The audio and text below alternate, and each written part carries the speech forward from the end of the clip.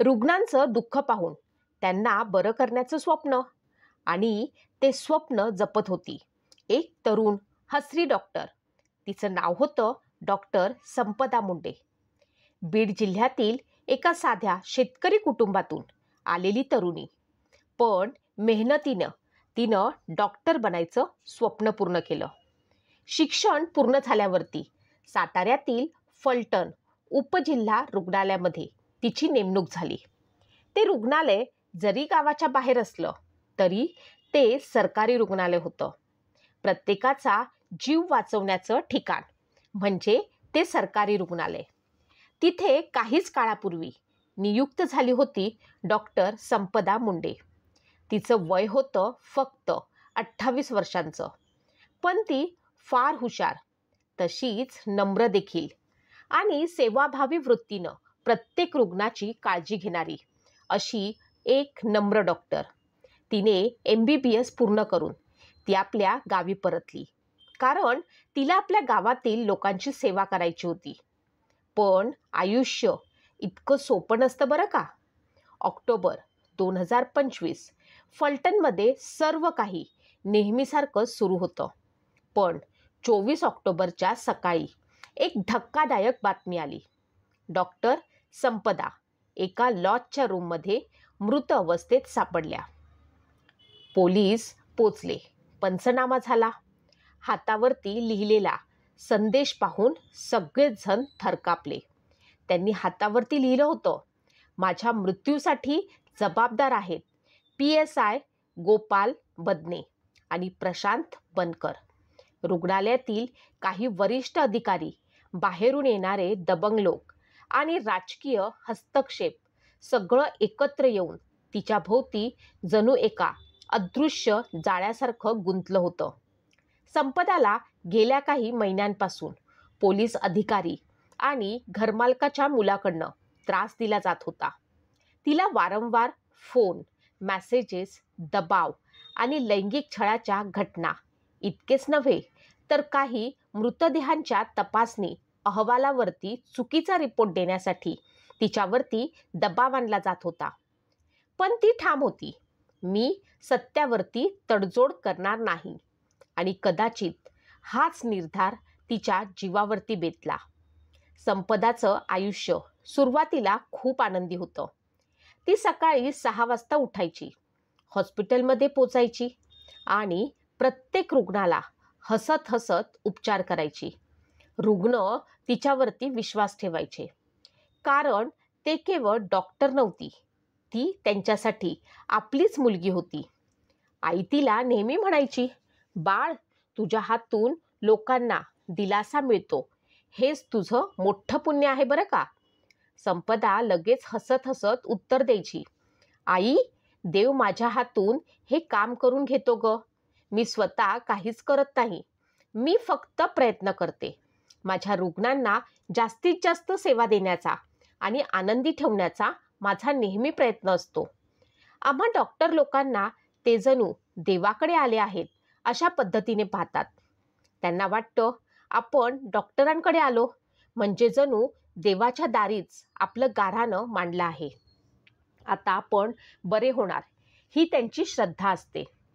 पण दिवसेंदिवस रुग्णालयातील वातावरण मात्र बदलत चाललं होतं. काही अधिकारी तिच्याकडे जरा विचित्र नजरेने पाहायचे, जास्त बोलायचे आणि तिला एकटी असताना तिच्या जवळ जाण्याचा प्रयत्न देखील करायचे. संपदा सुरुवातीला दुर्लक्ष करत राहिली, पण हळूहळू तो छळ मात्र वाढतच गेला. एकदा ती रात्री ड्युटीवरती होती. आपत्कालीन विभागात गंभीर रुग्ण होता. ती त्याच्यावरती उपचार करत होती.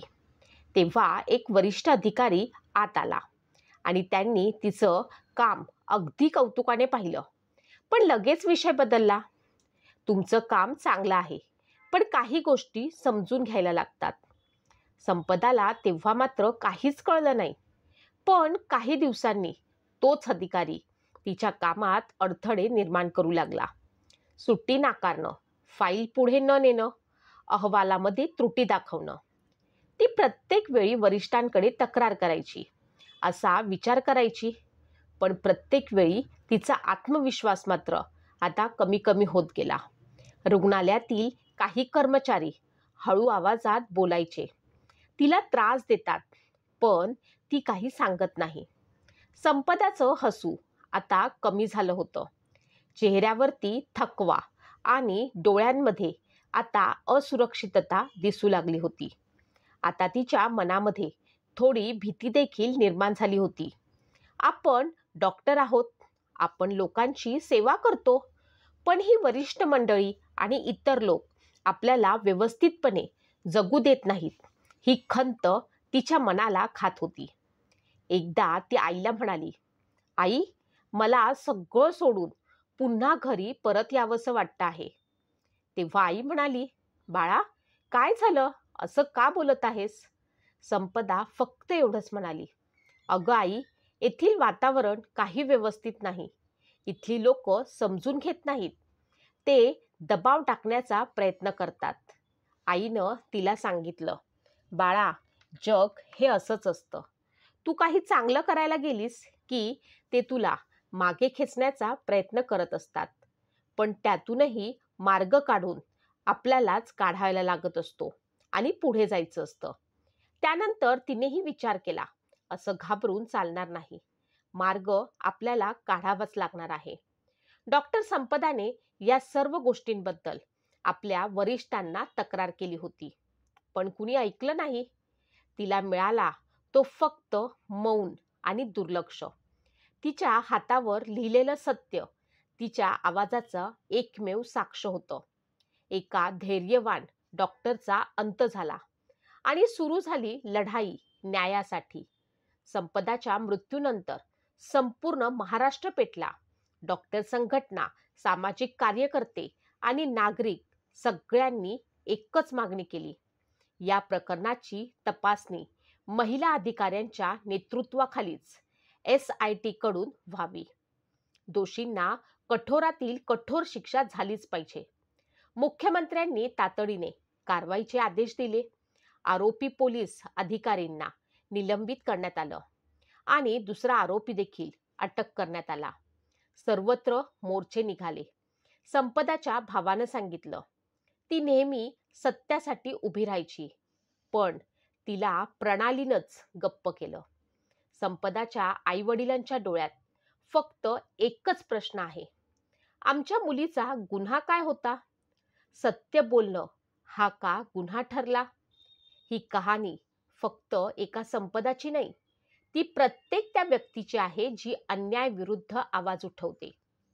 आपण डॉक्टरांकडनं देवदूत असल्याची अपेक्षा ठेवतो, पण त्यांच्या सुरक्षिततेची जबाबदारी कोण घेणार?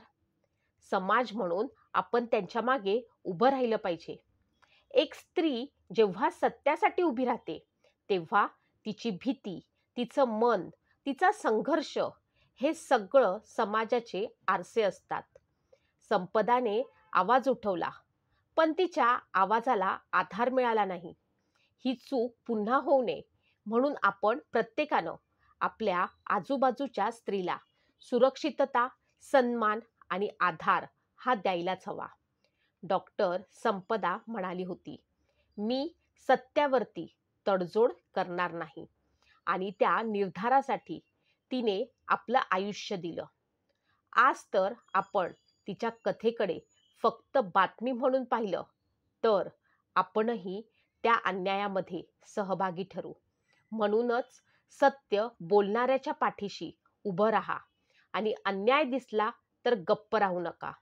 जेव्हा एक डॉक्टर जो इतरांचे प्राण वाचवतो, स्वतःच्या सुरक्षिततेसाठी लढतो, तेव्हा प्रश्न फक्त व्यक्तीचा राहत नाही, तो संपूर्ण व्यवस्थेचा बनतो. सरकार, पोलीस, आरोग्य विभाग सगळ्यांनी जबाबदारी घेतली पाहिजे आणि अशा घटनांना पुन्हा कधीही वाव मिळू नये यासाठी प्रयत्न केले पाहिजेत. कारण मौन ठेवणं म्हणजे संमती देणं. प्रत्येक अन्यायाविरुद्ध आवाज उठवणं हीच खरी श्रद्धांजली आहे संपदाला. आपल्या घरी, कामावर, समाजात जर कोणी त्रास सहन करत असेल तर त्याच्यासोबत उभे राहा. एक शब्द, मी आहे तुझ्यासोबत, एवढं पुरेसं असतं एखाद्या संपदाला वाचवण्यासाठी. संपदा गेली, पण तिचं स्वप्न अजून जिवंत आहे. तिने न्यायासाठी जी किंमत दिली ती व्यर्थ जाऊ नये. आपण प्रत्येकाने ठरवूया, सत्यासाठी उभे राहून अन्यायाविरुद्ध बोलू आणि स्त्रीच्या सन्मानासाठी लढू. कारण सत्याला आवाज द्या, तेव्हाच समाज बदलतो. ही कहाणी एका डॉक्टरची नाही, एका लढाईची आहे. सत्यासाठी, सन्मानासाठी आणि न्यायासाठी. Justice for doctor Sampada.